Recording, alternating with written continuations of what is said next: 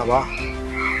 ကျွန်တော်ကတော့ဥတည်ထူအောင်ပါလက်ရှိရခိုင်မျိုးသားကွန်ရက်ရဲ့ဥက္ကဋ္ဌအနေနဲ့တာဝန်ယူထားပါတယ်အဲ့တော့ကျွန်တော်တို့အဓိကကတော့ပေါ့နော်ဒီရခိုင်ပြည်နဲ့ရခိုင်ပြည်ပြင်ပကိုရောက်နေတဲ့ရခိုင်တွေရဲ့လူမှုစီးပွားဘဝဒီလက်ရှိဆိုရင်လက်ရှိနိုင်ငံရေးစီးပွားပဋိပက္ခကြောင့်တင်းရှောင်လာသူတွေရဲ့ပေါ့နော်ဒီလုံခြုံမှုနဲ့ဘဝဂုဏ်သိက္ခာအတွက်ရင်ဆိုင်နေရတဲ့လူမှုဒုက္ခပြဿနာအထွေထွေနဲ့ပတ်သက်တဲ့ကိစ္စတွေကိုအဓိကဖြေရှင်းနေရတာပေါ့နော်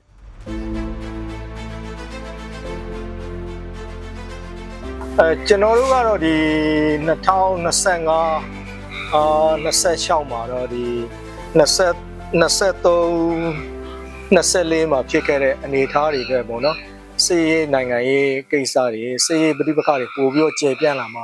ပို့ပြီးတော့တင်းမာလာမှာတော့ကျွန်တော်တို့ကတော့မရောက်စေချင်ဘူးအဲ့တော့ဒီမိုကရေစီလမ်းကြောင်းမှန်ဖို့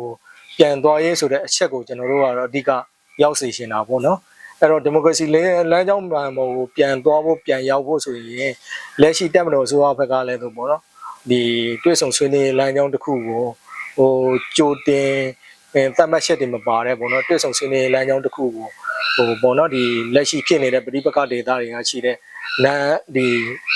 state actor တွေ non state actor တွေနဲ့တွေ့ဆုံဆွေးနွေးမှုအဖြေရှာဖို့လိုအပ်တယ်လို့ကျွန်တော်တို့အဓိကမြင်တယ်။ဘာကြောင့်လဲဆိုတော့ပေါ့နော်ဒီတွေ့ဆုံဆွေးနွေးမှုကိုအဖြေမရှာနိုင်ဘူးဆိုရင်ကျွန်တော်တို့ဒီလက်ရှိဖြစ်နေတဲ့ပဋိပက္ခတွေဥပမာတစ်ဖက်ကလည်းသူမြေပြင်ထိုးစစ်တွေလုပ်တယ်မျိုးသိမ်းတိုက်ပွဲတွေဆင်နွှဲတယ်တစ်ဖက်ကလည်းလက်နဲ့ပေါ့နော်ဒီလေကြောင်းထိုးစစ်စင်နဲ့ဘုံကျဲတယ်အဲ့တော့ဒီပဋိပက္ခတွေကြားမှာအဓိကနေတာတော့ပြည်သူတွေပေါ့နော်အဲ့တော့ဒီဟာတွေကိုအဖြေရှာဖို့အတွက်ကျွန်တော်တို့ကတော့အဓိကဒီတွေ့ဆုံဆွေးနွေးလမ်းကြောင်းကိုတော့ကျွန်တော်တို့အဓိကတွားခြင်းတယ်နောက်ပြီးတော့တစ်ဖက်ကလည်းဒီ non state actor တွေအနေနဲ့စဉ်းစားသင့်တာကတော့ဒီ state actor အဆင့်ကိုရောက်ဖို့အတွက်သူတို့အနေနဲ့ဒီမျိုးသိမ်းတိုက်ပွဲတွေဆင်နွှဲတာတော့ဆင်နွှဲတယ်ဒါပေမဲ့တစ်ဖက်ကလည်းတော့ဒီဟာတွေကိုဒီမျိုးဒီပုံမှာဘယ်လိုစီမံခန့်ခွဲမလဲလေကြောင်းတိုက်ပွဲတွေဆင်နွှဲနေတဲ့အပေါ်မှာဘယ်လိုဒီဟာငြိမ်းချမ်းရအောင်ဘယ်လိုတွေ့ဆုံဆွေးနွေးနိုင်မလဲဆိုတဲ့ပေါ့ဒီကိစ္စကိုကျွန်တော်တို့အဓိကအဖြေရှာဖို့လိုအပ်တယ်လို့ကျွန်တော်တို့မြင်တယ်။ဘာကြောင့်ဆိုကျွန်တော်တို့ဒီလိုပြောရတယ်လေလက်ရှိတိုင်းပြည်ရဲ့စီးပွားရေးနိုင်ငံရေးအခြေအနေတွေအားလုံးကအောက်ဆုံးကိုရောက်နေပြီဖြစ်တယ်ပေါ့နော်။အခုဆို ARD ကိုလည်းစစ်မိတွေကျေပြန့်လာတယ်ပေါ့နော်ဒီလိုအဲ့တော့ကျွန်တော်တို့ကဒီလိုစစ်မိတွေကျေပြန့်လာတယ်နဲ့အမျှပေါ့နော်ဒီပဋိပက္ခတွေအကြောင်းဒီလက်ရှိပေါ့နော်ဒီနေရဆွန့်ခွာထွက်ပြေးနေရတဲ့လူတွေက3 သန်းကျော်ရှိတယ်လို့ပေါ့နော်ကုလသမဂ္ဂဒုက္ခသည်များဆိုင်ရာမဟာမင်းကြီးရုံးကထုတ်ပြန်ခဲ့တယ်ပေါ့နော်ဒီအချက်တွေကိုကြည့်ပြီးတော့ကျွန်တော်တို့ပြောရတာဖြစ်တယ်ပေါ့နော်အဲ့တော့ကျွန်တော်တို့ကဒီပြည်သူကိုမျက်နှာမူပြီးတော့ဘလို့ကျွန်တော်တို့ဒီဟာကိုနိုင်ငံရေးကအဖြစ်ရှာမလဲဆိုတဲ့အချက်ကိုပဲကျွန်တော်တို့အဓိကသွားစေချင်တာပါ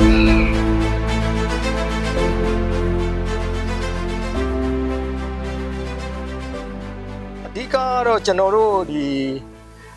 ရန်ကုန်တိုင်းဒေသကြီးနဲ့ရခိုင်ပြည်ဘက်မှာရောက်နေတဲ့ရခိုင်တွေတဲ့အဓိကဖြစ်ရှင်းရတာတော့လူမှုစီးပွားအဓိကဒီရင်ဆိုင်နေရတဲ့ပဋိပက္ခတွေလူမှုစီးပွားကြောင့်ရင်ဆိုင်နေရတဲ့ပေါ့နော်နိုင်ငံရေးချက်မှာသွားနေရတဲ့လူကုန်ကူးမှုပြဿနာတွေအဲ့လိုအမှုကိစ္စတွေပေါ့နော်ရန်ကုန်တိုင်းဒေသကြီးမှာဆိုအခုဆိုရင်ဒီဟာနဲ့ပတ်သက်ပြီးတော့ပေါ့နော်ဒီလူပြောက်တွေနိုင်ငံရေးချက်မှာသွားပြီးတော့လုပ်ငန်းခွင်မှာနေပြီးတော့ဒီရွှေ့ပြောင်းလုပ်သမားတွေပြင်းထန်စွာဒဏ်ရာရတဲ့ကိစ္စတွေဒီလိုကိစ္စတွေကိုကျွန်တော်တို့အဓိကဖြေရှင်းရတာပေါ့နော်ဒီနောက်တစ်ခုကဒီနိုင်ငံခြားမှာသွားပြီးအလုပ်လုပ်တဲ့အခါမှာဒီကျွန်တော်တို့တရားမဝင်အောက်လိုင်းတွေကသွားကြရတယ်ပေါ့နော်ဒီဟာနဲ့တိုက်ပြည်ရှင်နေနိုင်ငံရေးရှင်နေကြောင်းအဲ့တော့ဒီဟာတွေမှာတစ်ဖက်နိုင်ငံကနေပြီးတော့ဒီဖန်စီတာတို့ဘာတို့ပေါ့နော်အလုပ်သမားရေးဥပဒေကအရေးယူတာတို့ကျွန်တော်တို့ဖြစ်လာတယ်ပေါ့နော်တည်ဆုံးတဲ့အခါလဲတော့ဒီရော်ချင်းမရဘဲနဲ့တည်ဆုံးရတာတော့လုပ်ငန်းခွင်ထိခိုက်တဲ့အခါအဲ့လိုဖြစ်တဲ့ပြဿနာတွေကျွန်တော်တို့အဓိကကြုံရတာပေါ့နော်နောက်တစ်ချက်ကကျွန်တော်တို့အဓိကပြောချင်တာကမြန်မာနိုင်ငံနဲ့ MOU ထိုးထားခြင်းမရှိတဲ့နိုင်ငံတွေနောက်တစ်ခါတန်တမန်ဆက်သွယ်ရတန်ရုံးမရှိတဲ့နိုင်ငံတွေပေါ့နော်အဲ့လိုနိုင်ငံတွေအရှေ့လေပိုင်းကနိုင်ငံတချို့ကိုသွားတဲ့ကိစ္စတွေမှာဆိုလူကုန်ကူးခံရတာပဲဖြစ်ဖြစ်လုံငန်းခွင်ပြဿနာပဲဖြစ်သေဆုံးဒဏ်ရာရမှုပဲဖြစ်ဒီလိုပြဿနာတွေကျွန်တော်တို့ဖြေရှင်းရတဲ့အခါတော့အဓိကပို့ပြီးတော့အခက်အခဲကြုံရတာပေါ့ဒီအမျိုးတွေရင်ဆိုင်နေရတယ်အဓိကလက်ရှိအနေထားရတော့ကျွန်တော်တို့ဒီကိစ္စတွေဖြေရှင်းပေးနေရတာပေါ့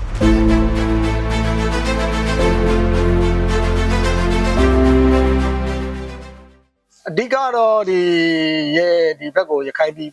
ပြင်ဘက်ကိုရခိုင်မှာစစ်မိတွေကျေပြန့်လာတယ်စစ်ပေးပဋိပက္ခတွေအများကြီးကြောင့်ဒီလူမှုဒုက္ခပြဿနာတွေစောင်းဝင်တွေကအစပေါ့နော်ဒီလောက်ကင်ရှားပေါ်မှုအကုန်လုံးပေါ့ဗျာစစ်ဖြစ်နေတော့အဲ့လိုပြဿနာကြီးကျေပြန့်လာတော့ဒီဘက်ကိုရွှေ့လာတယ်ဥပမာရန်ကုန်နဲ့ဒီရခိုင်ပြည်ပြင်ပပေါ့နော်ဒီဥပမာပြည်တို့ကအစပေါ့နော်ဟိုမှာမန္တလေးဘက်ဒီပေါ့ ဟာကအဆုံးပေါ့နော်ဒီကောတောင်းထီပေါ့နော်ဒီလိုရခိုင်တွေကပြန်နှံ့ရောက်ရှိလာတယ်အဲ့တော့ဒီလူတွေကအဓိကဘာရင်ဆိုင်ရလဲဆိုတော့အဓိကတော့လက်ရှိစာဝန်နေတဲ့စိန်ခေါ်မှုပေါ့အဲ့ဒီထက်သဆင့်တက်လာရင်တော့လက်ရှိဒီစဲဥပဒေတွေရဲ့ပေါ့နော်ဒီဟာနဲ့ပတ်သက်ပြီးဥပဒေမစိုးမှုရှိတဲ့အခါမှာဒီဟာနဲ့ပတ်သက်ပြီးတော့လက်ရှိဖြစ်ရှင်းလက်ရှိရင်ဆိုင်နေရတဲ့ပြဿနာတွေပေါ့အခုဆိုရင်တရားဥပဒေစိုးမိုးမှုမရှိလို့ဒီအလုံသမားပြဿနာတို့နောက်ပြီးတော့တခြားဒီစိန်ခေါ်မှုနောက်မမြင်ရတဲ့စိန်ခေါ်မှုမြောက်များစွာပေါ့နော်ကျွန်တော်တို့ရင်ဆိုင်ရတယ်အဲ့တော့ဒီကိစ္စတွေကျွန်တော်တို့ဖြေရှင်းရတဲ့အခါမှာအဓိကပြဿနာကဘာလဲဆိုတော့ကျွန်တော်တို့ကလက်ရှိလက်ဒီအာဏာယူထားတဲ့ဖွဲ့စည်းပုံကကျွန်တော်တို့အာဏာယူထားတဲ့အဖွဲ့အစည်းလည်းမဟုတ်ဘူးအာဏာယူထားတဲ့ပုံကိုယ်လည်းမဟုတ်ဘူးအဲ့တော့ဒီရတဲ့ကိုအဓိကဖြည့်ရှင်းရတဲ့အခါမှာအစိုးရဝန်ကြီးဌာနတွေနဲ့ဖြည့်ရှင်းရတဲ့အခါမှာအဓိကကျွန်တော်တို့အခက်အခဲကြုံရတာပေါ့။ဘာအခက်အခဲလဲဆိုတော့ကျွန်တော်တို့လက်ရှိကျွန်တော်တို့မှာလုံပိုင်ခွင့်အခွင့်အာဏာလည်းမရှိတဲ့အတွက်ကြောင့်ဒီဟာတွေကိုရင်ဆိုင်ရတဲ့အခါမှာကျွန်တော်တို့ဒီဥပမာဝန်ထမ်းတွေကိုကျွန်တော်တို့အစိုးရဝန်ထမ်းတွေကိုကျွန်တော်တို့ပြောဆိုရတာတော့ဒီဟာနဲ့ပတ်သက်ပြီးကျွန်တော်တို့တရားဥပဒေစိုးမိုးရေးကိုကျွန်တော်တို့တတ်နိုင်သမျှတွန်းအားပေးရတာတော့မှာတော့လက်ရှိနိုင်ငံရေးအခြေအနေတွေကြောင့်ကျွန်တော်တို့စိန်ခေါ်မှုအများကြီးကြုံရတာပေါ့ဒီဟာနဲ့ပတ်သက်ပြီး